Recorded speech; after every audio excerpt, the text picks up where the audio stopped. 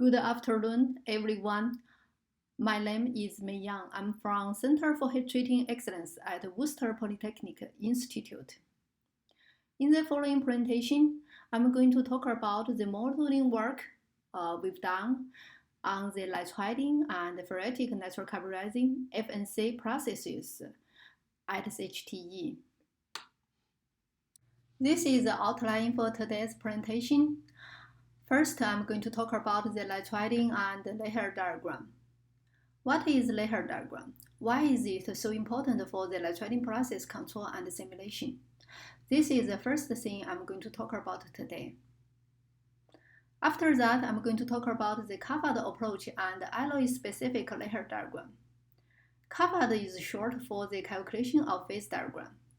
Using this approach, we can develop the alloy-specific layer diagram for the Nitriding process control and simulation of the specific steel.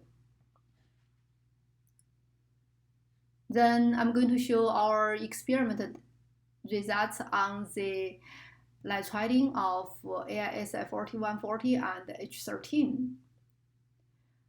With the experiment data, we can compare with our simulation results. After that, I'm going to talk about the Nitriding potential as a function of nitrogen concentration diagram. This diagram is also important for the Nitriding process simulation. Then we're going to move to the Ferritic Nitrocarburizing FNA process. During FNA process, both nitrogen and carbon introduced into the steel surface.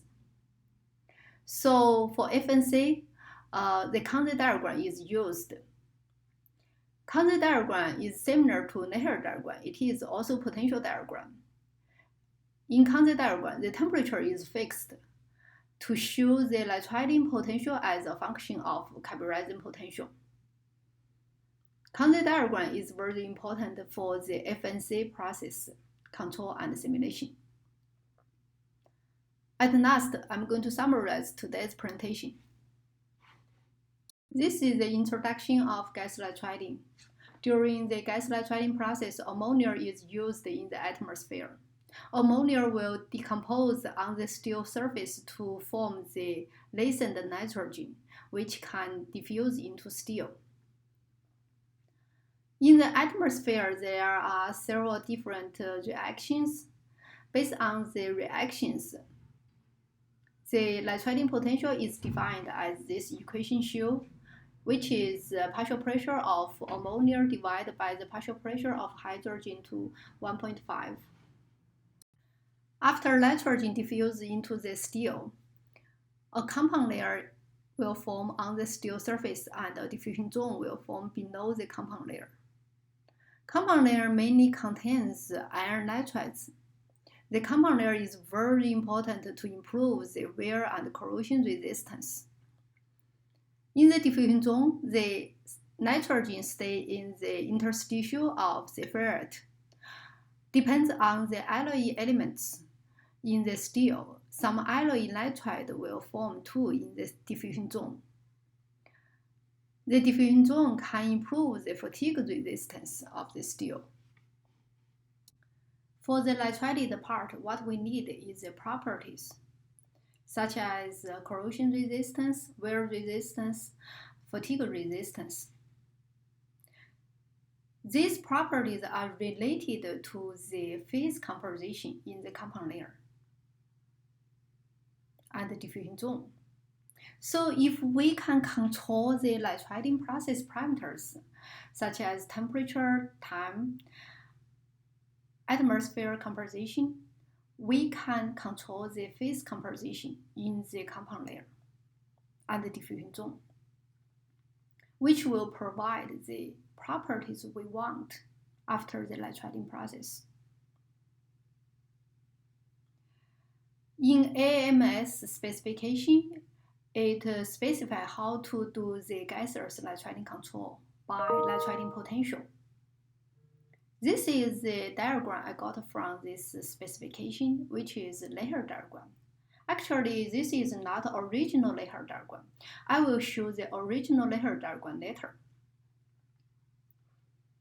This diagram is layer diagram with adding the nitrogen iso concentration lines. In this diagram, you can see the y-axis is nitriding potential, x-axis is the temperature. With define the nitriding potential and the temperature, you can define the phase in the compound layer. For example, if the temperature is 600 degrees C and the nitriding potential is 1, you will get the epsilon phase from this diagram. So this diagram is very important for the nitriding process control. Yeah, if you can, based on this diagram, you can choose the temperature and the nitriding potential you want to get the phase composition you want in the compound layer. However, this layer diagram is for pure iron. For the different steels, we need the alloy-specific layer diagram. To develop the alloy-specific layer diagram for steels, we need to use the CAFAD approach. CAFAD is short for the calculation of phase diagram. The core of CAFAD approach is the Gibbs energy of individual phases. For each phase, the Gibbs energy can be described by the suitable model. In each model, there are modeling parameters. The experimental data can be used to determine the modeling parameters. There are two different experimental data, two types. One is thermochemical measurements data, like enthalpy, heat capacity, activity. The other one is the phase equilibrium data, like liquiders, soliders. By using this experimental data, the modeling parameters can be defined, and then the Gibbs energy of individual phase can be defined. After that, we can use the database of the Gibbs energy for the different applications. One of the applications we are going to talk about today is the alloy-specific layer diagram. In this slide, the left diagram is the original layer diagram, which was developed by Leher in 1930. It was developed for pure iron by experiments. As we mentioned, the layer diagram shows the phase composition in the compound layer at different nitriding potential and temperatures. So it is very important for us to determine the nitriding process parameters to get the properties we want from the nitrided parts. Using ThermoCalc, a software based on the CAFAD approach, we developed the layer diagram as the red diagram shows. This diagram is comparable to the original layer diagram. The difference is because the x-axis for the diagram we developed is temperature, and the original one, the x-axis is 1 over temperature. So the temperature will decrease along the x-axis for the original layer diagram. And for our diagram, the temperature will increase along the x-axis. So based on this comparison, we know we can use the CAFAD approach to develop the layer diagram for the specific steel. This is the layer diagram we developed for AISI 4140. You can say it's very different from the layer diagram of pure iron. The phase stability is different, so that means we are going to get different phase composition in the compound layer for the same nitriding potential and temperature when we compare to the pure iron. And in industry, we always nitride the steel instead of the pure iron.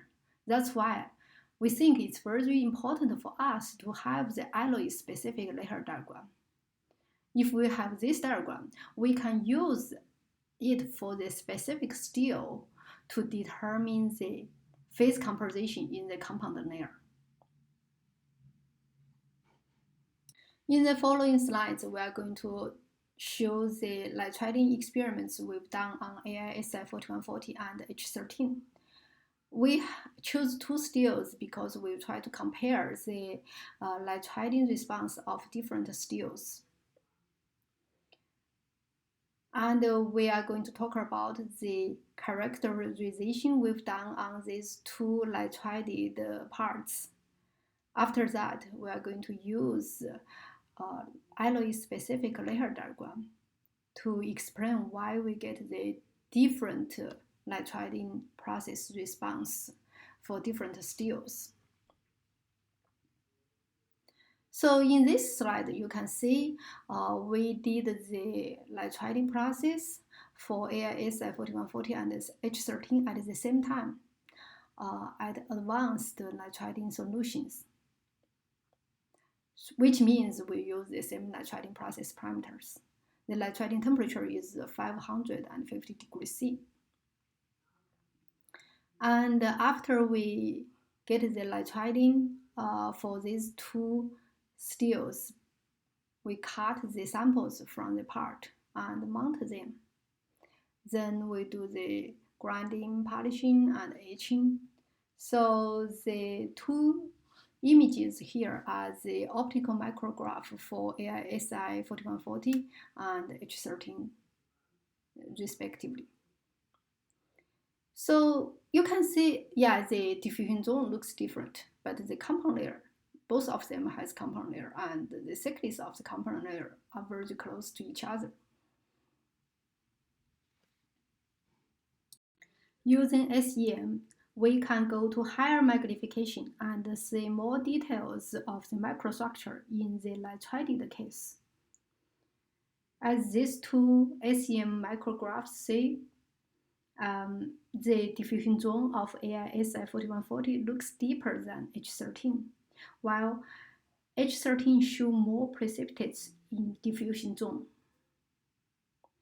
The XRD analysis on the nitrided surface of these two steels show different results.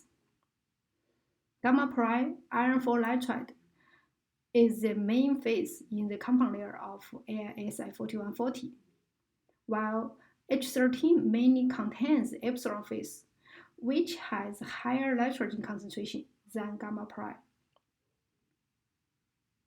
So the high magnification SEM micrographs show more precipitates in diffusion zone, which just want to give you a clear look for the diffusion zone here. In this slide, the left diagram is a comparison of the micro-hardness profiles for these two steels. The Vickers micro-hardness were measured from their surface, which is 50 micron below the surface, to the core. And you can see the micro-hardness of H13 is much higher than AISI 4140. Then we try to understand why the micro-hardness of H13 is much higher with the same nitriding process parameters. So we use EPMA to measure the nitrogen concentration profile from the surface to the core. Unfortunately, the EPMA measurement for the x-axis, the depth from the surface, is not very accurate for the present work, because during the measurement, the magnetic field caused the drift of the beam. So yeah, the trend is correct, but the x-axis may be not very accurate. So it can be seen, but you can see, like the nitrogen concentration profile of the H13 is much higher than AISI 4140. So there is a good correlation between the nitrogen concentration and microhardness. If we have a higher nitrogen concentration, the microhardness should be higher.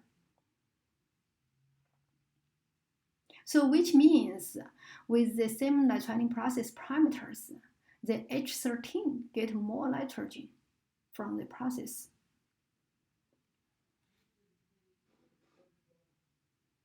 In this slide, we want to show the correlation between the nitrogen concentration and the microhardness. So you can see, yeah, as we mentioned before, there is good correlation between them. Higher nitrogen concentration give you higher microhardness. Yeah, so for both steels, there is the same correlation. Why the same nitriding process parameters give us different nitrogen concentration profiles in the nitrided case and different phase composition in the compound layer for AISI 4140 and H13 steels. First, let's take a look of the alloy-specific layer diagram of these two alloys. In this slide, the left diagram is the alloy-specific layer diagram of AISI 4140, and the right diagram is the alloy-specific layer diagram of H13. In general, we can see these two diagrams look different.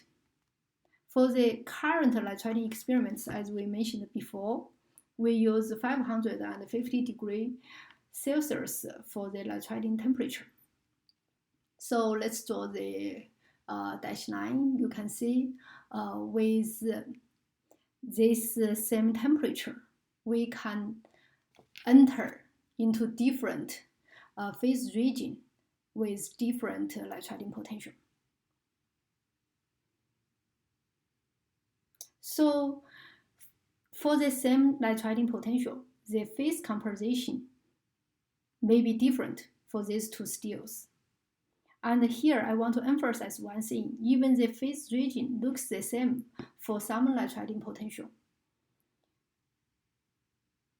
but the phase percentage may be different. So which causes the different phase composition in the compound layer too. So that's why, due to the difference on the alloy-specific layer diagram of these two steels, we know we are going to get the different phase composition in the compound layer. So how about the nitrogen concentration profile? Let's take a look of another kind of diagram in the next slide. This slide shows the nitriding potential as a function of nitrogen concentration diagram. The left diagram is this kind of diagram for AISI 4140. The solid line is the diagram. So in this diagram, you can see there is a horizontal line. Because the constant nitriding potential means the constant nitrogen activity. So this line is the interface between the compound layer and the diffusion zone. So above this line, that's a compound layer. Below this line, this is the diffusion zone.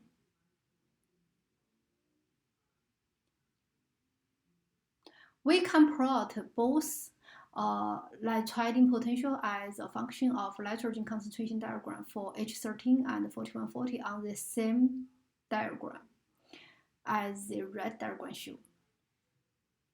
In this one, you can see the dot line is for AISI 4140, the solid line is for H13. Of course, with the nitriding potential increase, the nitrogen concentration will increase for both diagrams.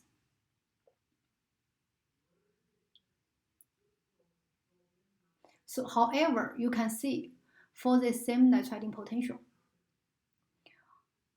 we get a much higher nitrogen concentration for AISI H13 than the nitrogen concentration for AISI 4140. So that's why we get the different nitrogen concentration profile in the nitrited case for H13 and AISI 4140.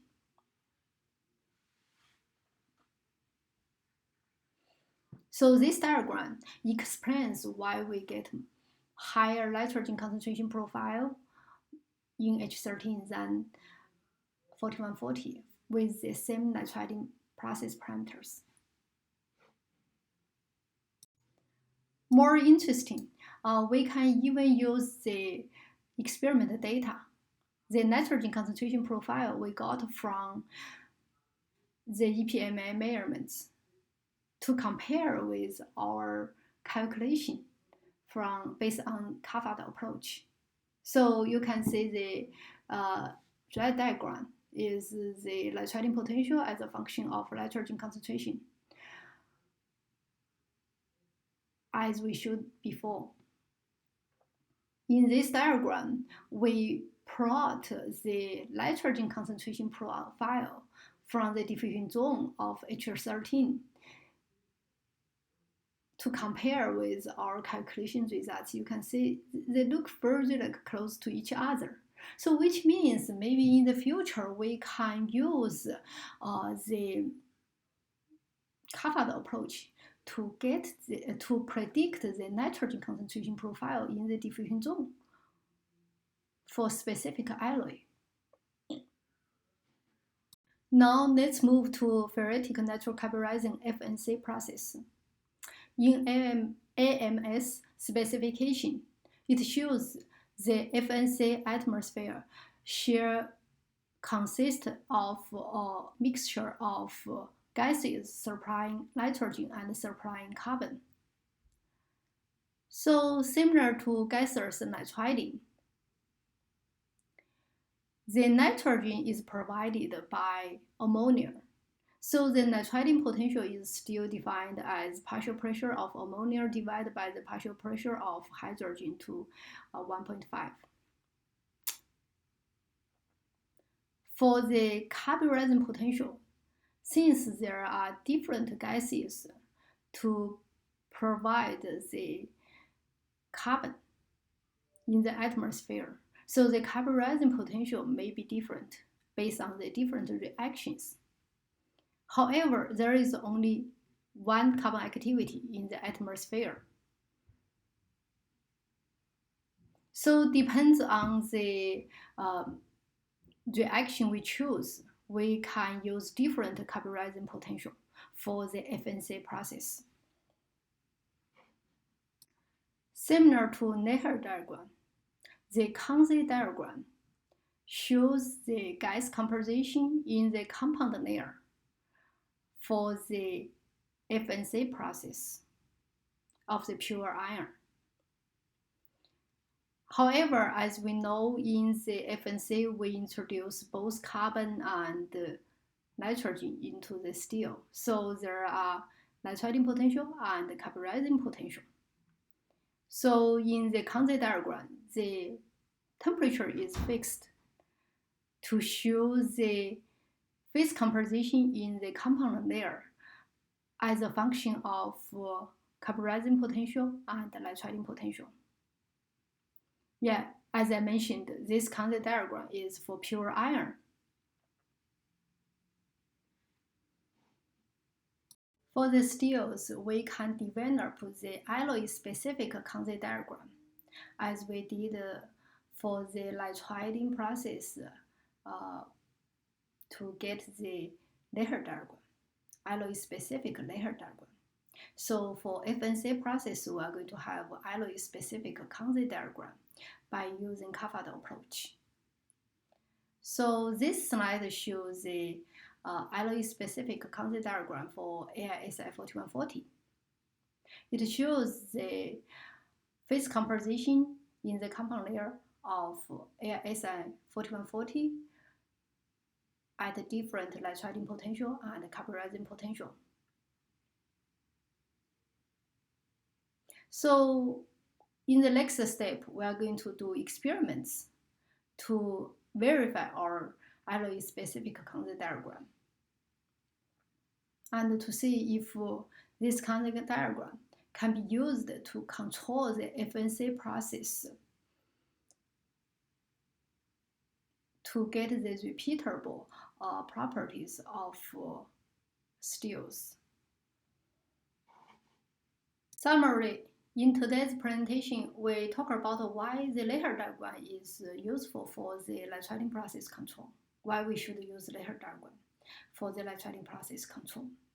And we can develop the alloy-specific layer diagram by carve-out approach for the selected steels.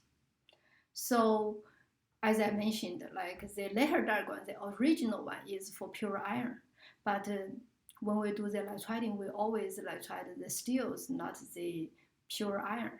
So that's why we need to develop the alloy-specific layer diagrams for the specific steels. Then we can do the process control of the gas nitriding. We did the nitriding experiments on AISI 4140 and H13 to compare the nitriding response of different steels. We know the H13 has a higher nitrogen concentration profile in the nitrided case than AISI 4140. Also, the phase composition in the compound layer of H13 is different from that in the AISI 4140 compound layer. So we use alloy-specific layer diagrams for AISI 4140 and H13 to explain why we get different phase composition in the compound layer for these two steels under the same nitriding process. We also use the nitriding potential as a function of nitrogen concentration diagram to explain why we have much higher nitrogen concentration profile in the H13 than AISI 4140. We're going to do the similar effort on FNC to get the alloy-specific concept diagram. We already figured out how to do that. The next step is to do the experiments to verify our alloy-specific concept diagrams. I would like to thank the Center for Heat Treating Excellence at Worcester Polytechnic Institute and the member companies for their continuous support. We have special thanks to Megumi and Advanced Nitriding Solutions for their support through facilities and experimental work.